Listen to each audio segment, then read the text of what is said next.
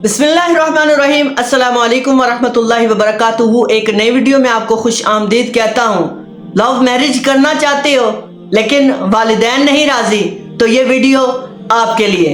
इससे पहले मैंने एक वीडियो रिकॉर्ड की जिसमें ये मैंने बताया कि लव मैरिज करना जायज़ है या नाजायज़ है, हलाल है या हराम है। तो अभी तक अगर आपने वो वीडियो नहीं देखी तो पहले वो जाकर वीडियो देख लीजिए, लिंक डिस्क्रिप्शन में मौजूद है। बहरहाल आज का मेरा जो मौजू है कि क्या लड़के का या लड़की का निकाह करना, किस तरह निकाह करना, कि वो निकाह के जिसमें अपने घर वाले ही राजी नहीं, तो क्या घर वालों की रजामंदी के बगैर जाकर निकाह कर सकते हैं या नहीं। क्योंकि जब माँ बाप या बहन भाई ही राजी नहीं तो इस रिश्ते को आगे बढ़ाना मुश्किल होगा, खासकर लड़की के लिए। जब माँ बाप बहन भाई राजी होंगे तो इस रिश्ते को मजीद आगे बढ़ाया जा सकता है। बहरहाल मेरा जो मौजू है कि क्या लड़के का और लड़की का इस तरह निकाह करना कि जिसमें घर वाले ही राजी नहीं, तो क्या ये निकाह हो जाएगा या नहीं। तो इसका जवाब ये है कि जी हाँ, निकाह हो जाएगा, लेकिन इस निकाह में वो बरकत नहीं रहेगी। क्योंकि आप खुद बताएं यार कि जिस रिश्ते में माँ बाप ही नहीं राजी, बहन भाई ही नहीं राजी, तो इस रिश्ते में कैसे बरकत होगी।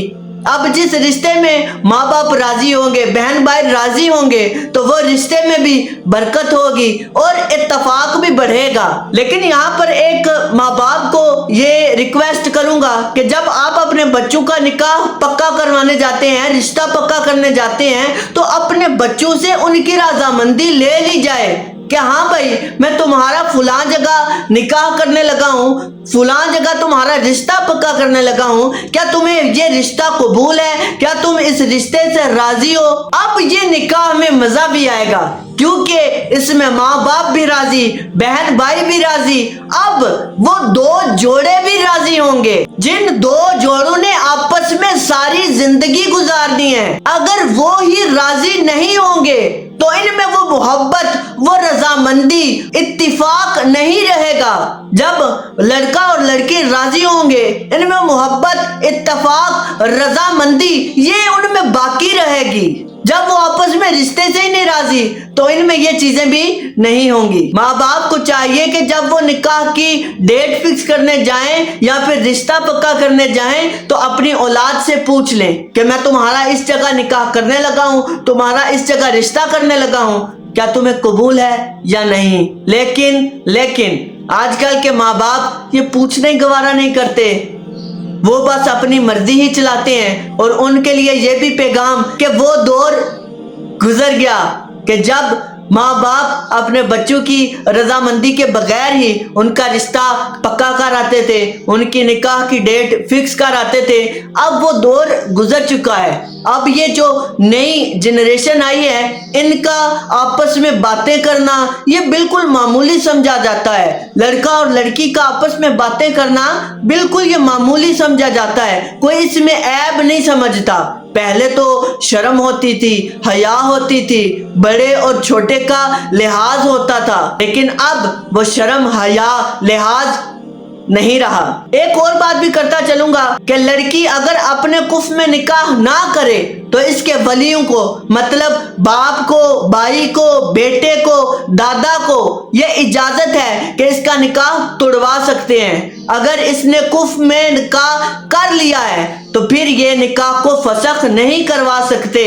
कुफ का मतलब ये है कि लड़का दीनदार हो, दयानतदार हो, मालदार हो, मालो दौलत, पेशा, तालीम ये लड़की के बराबर हो। इसकी मिसाल मैं यूं आसानी से पेश करता हूं कि लड़की अगर मुसलमान है तो लड़का भी मुसलमान हो।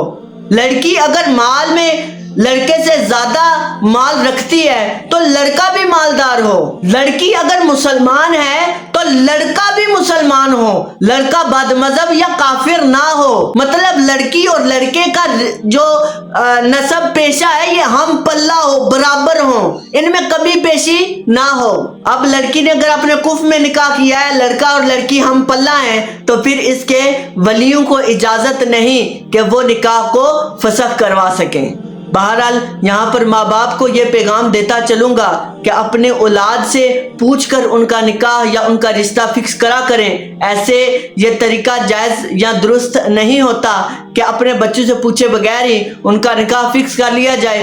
एक और माँ बाप को ये पैगाम देता चलूँ कि जब आपकी औलाद छोटी थी, बोल के ये बता नहीं सकती थी कि मुझे ये चीज़ चाहिए, बिल्कुल एक छोटा बच्चा यार क्या बताएगा कि मुझे ये चीज़ चाहिए, तो माँ उसके बताए बगैर ही समझ जाती थी कि मेरे बच्चे को ये चीज़ चाहिए, इसको इस चीज़ की तलब हो रही है। लेकिन वही बच्चा जब बड़ा होता है, अपनी डिमांड पेश करता है, जब वो बताता है कि मुझे ये चीज़ चाहिए, तो वालिदैन उसको डांट कर चुप करवा देते हैं कि बेटा चुप, यहाँ पर तुम ना बोलो। वालिदैन औलाद के लिए जो सोचते हैं बेहतर सोचते हैं, लेकिन बच्चे की भी रजामंदी ली जाए।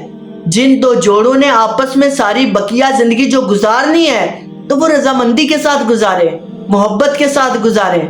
जब वो दोनों ही आपस में राजी नहीं, तो मोहब्बत, वो रजामंदी, वो इत्तफाक, वो एहसास नहीं होगा। आजकल बात तलाक तक चली जाती है, क्योंकि वो एक छोटी सी बात कि ये मुझे नहीं समझ सकता, ये बात यहाँ तक फिर तलाक तक चली जाती है। बहरहाल माँ बाप को यही चाहिए कि अपनी औलाद से पूछकर निकाह का फिक्स करें, निकाह की डेट फिक्स करें, रिश्ता पक्का करें। माँ बाप को चाहिए कि अपनी औलाद का ख्याल रखें, उनकी डिमांडों को भी, जायज़ डिमांडों को भी पूरा करें, उनके दरमियान इंसाफ पैदा करें, उनकी दिलजोई करें, उनको अच्छे कामों में सराहा जाए।